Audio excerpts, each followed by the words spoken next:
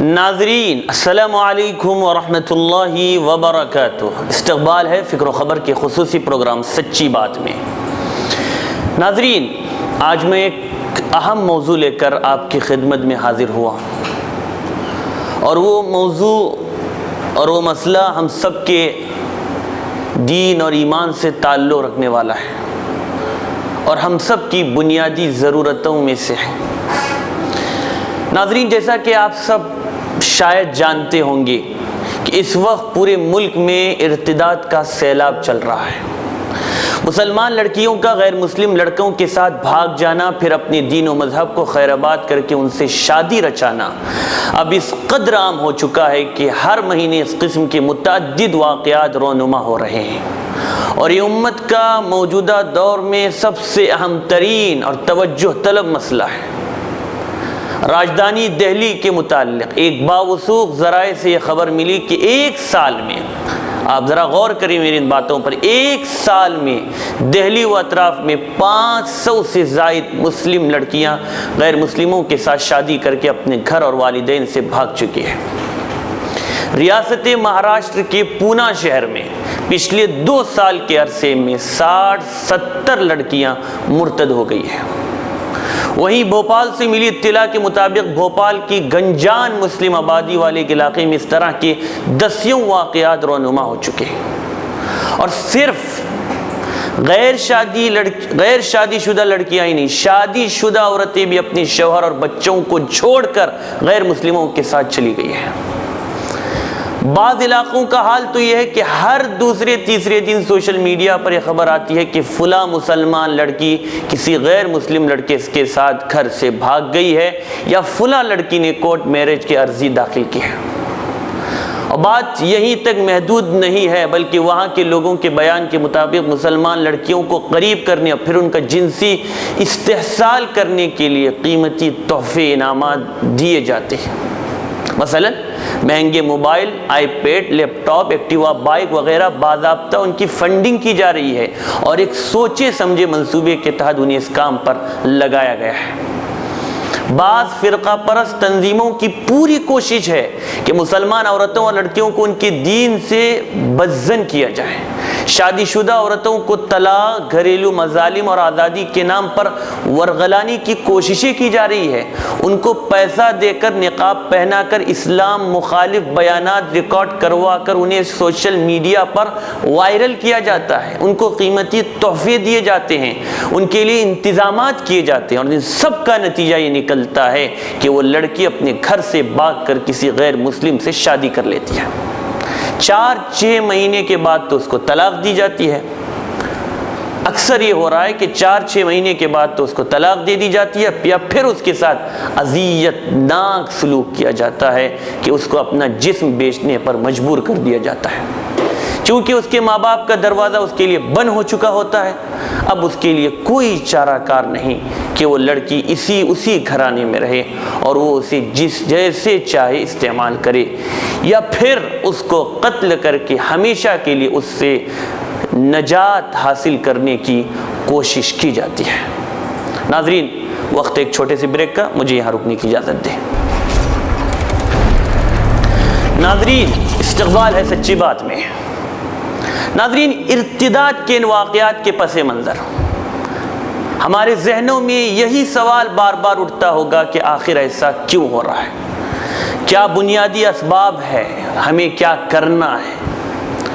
تو آئیے ہم اس کے اسباب کو جاننے کی کوشش کرتے ہیں۔ شہر بھٹکل سے تعلق رکھنے والے معروف عالم دین استاد تفسیر جامعہ اسلامیہ بھٹکل اور دارالعلوم ندوۃ العلماء کے رکن شورا استاد محترم مولانا محمد الیاس صاحب ندوی اپنی ایک بصیرت افروز تحریر میں لکھتے ہیں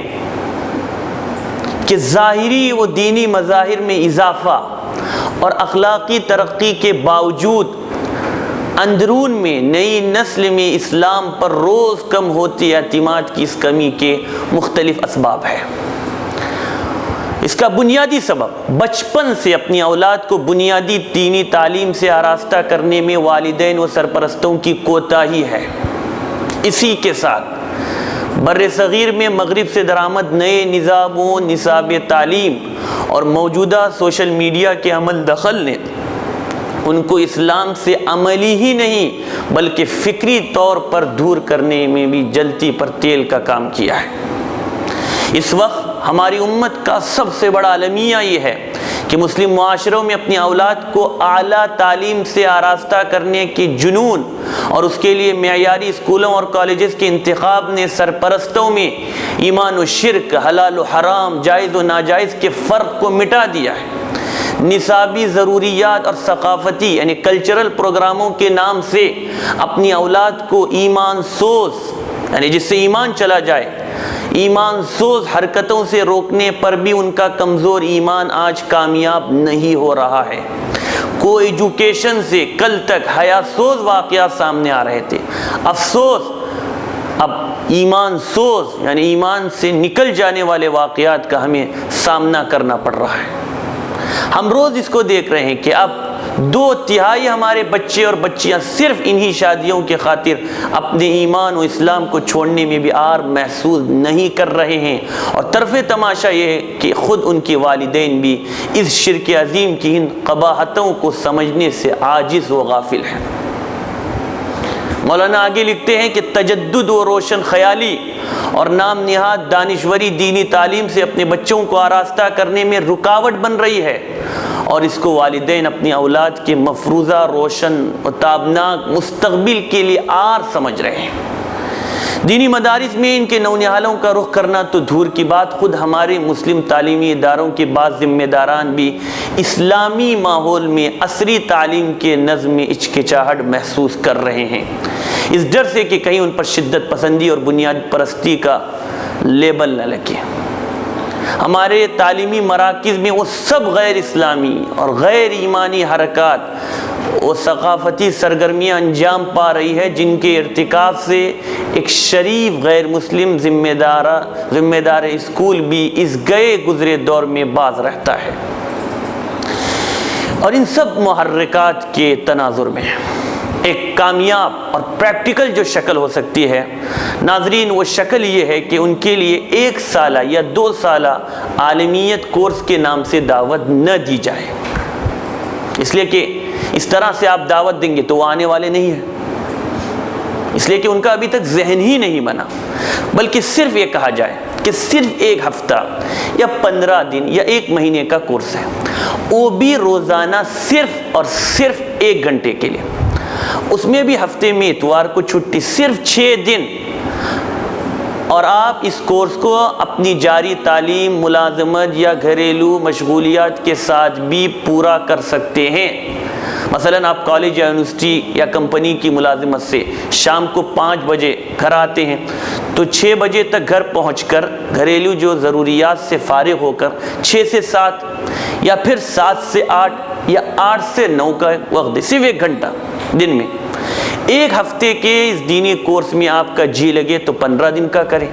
15 دن تک پسند آئے تو 1 مہینہ،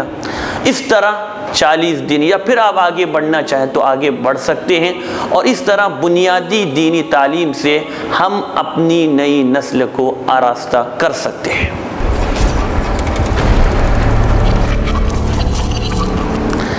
ناظرین، جب دین و ایمان پر یلغار کی جائے، جب عفت و عصمت کے سودے کیے جا رہے ہوں، جب منظم منصوبے کے تحت مسلمان لڑکیوں کی زندگیاں تباہ و برباد کی جائے، تو ایسے نازک ترین وقت میں غفلت و بے حسی سنگین جرم ہے۔ ایسے حالات میں کم اہم یا کم ضروری مسائل پر توجہ دینا ظلم ہے، بلکہ بدترین ظلم ہے۔ ایک ایسا اہم مسئلہ ہے جسے مسجد کے ممبر و محراب سے بیان کیا جائے، جسے جلسوں اور مجلسوں کا موضوع بنایا جائے، جس کے پیش نظر خاندانی نظام کی اصلاح پر بھرپور توجہ دی جائے، جس کی وجہ سے اپنے گھر کی بچیوں پر کڑی نظر رکھی جائے۔ خطرے کی تلوار سر پر لٹکتی ہوئی محسوس کر کے کو ایجوکیشن اور اس نظام سے بچنے اور غیر مخلوط تعلیمی نظام کے قائم کرنے کی فکر کی جائے۔ اس سلسلے میں لوگوں کی ذہن سازی کی جائے، ان ذمہ داروں تک پہنچ کر ان سے گفتگو کی جائے، اللہ سے دعا کر کے ان سے بات کی جائے، اور جو لڑکیاں اسکولوں اور کالجوں میں پڑھ رہی ہیں ان کی دینی تعلیم و تربیت اور ذہن سازی کی بھرپور کوشش کی جائے، ان کی عادات، اطوار، اخلاق پر پوری نظر رکھی جائے، کردار سازی میں معاون بننے والا لٹریچر انہیں مطالعے کے لیے دیا جائے۔ ناظرین، یہ وہ سب کام ہیں جو ہمیں کرنے ہیں۔ اور اسی کے ساتھ ٹیوشن کلاس کے نام پر اس میں بھی اکثر اب کوتاہی ہو رہی ہے، اور اکثر اس بہانے لڑکیاں ہمارے ہاتھوں سے چلی جا رہی ہیں، اور اس ماحول میں بھی جسے ہم بعض مرتبہ اچھا ماحول سمجھتے ہیں اور ہم اطمینان میں رہتے ہیں کہ ہم اچھے ماحول کے اندر زندگی گزار رہے ہیں، وہاں بھی ان لڑکیوں کو بہکانے کا کام شیطان ان طریقوں سے کر رہا ہے۔ تو ٹیوشن کلاس کے نام پر اجنبی لڑکوں سے ملنے کا موقع نہ دیا جائے۔ کسی ٹیچر یا ساتھی طالب علم کے گھر پر کسی تعلیمی ضرورت کے نام سے بھی جانے کی اجازت ہرگز نہ دی جائے۔ کالج لانے لے جانے کا خود انتظام کیا جائے، اور خاص طور پر دو چیزیں بالکل ان کو کم عمری میں خرید کر نہ دی جائے، ایک موبائل، اور اس میں بھی بڑا موبائل، اور دوسرے بائک۔ یہ دونوں چیزیں بے حیائی کے دروازوں کو کھولنے والی اور عزت کو تباہی کے دہانے پر پہنچانے والی ہے، اور ان دونوں چیزوں کا عام طور پر اس وقت غلط استعمال ہو رہا ہے۔ اور موبائل کی مثال تو یہ ایسی ہے جیسے بچے کے ہاتھ میں چاقو دی جائے، اب بچہ اس چاقو سے کوئی اچھی چیز کا کوئی فروٹ کاٹے گا یا پھر کیا کرے گا، ہم سب جانتے ہیں۔ تو اسی طریقے سے بچوں کے ہاتھ میں موبائل دینا بربادی اور ہلاکت کے دہانے ان کو پہنچانا ہے، اور بائک جس سے وہ آزادی کے ساتھ گھومنے کا ماحول پھر ہوگا، اور پھر وہ کہاں جائیں گے اور وہ جس طرح سے ہمارے ہاتھ سے نکل جائیں گے ہم کو اس کا اندازہ بھی نہیں ہوگا۔ تو ناظرین، اگر ان تمام کے علاوہ ایک بنیادی وجہ تاخیر سے شادی کا رجحان اور لڑکیوں کی نفسیات کو نہ پڑھنا بھی ہے۔ بلوغت کے بعد ان کی نفسیات کو پڑھتے رہنا ماں باپ کی ذمہ داری ہے،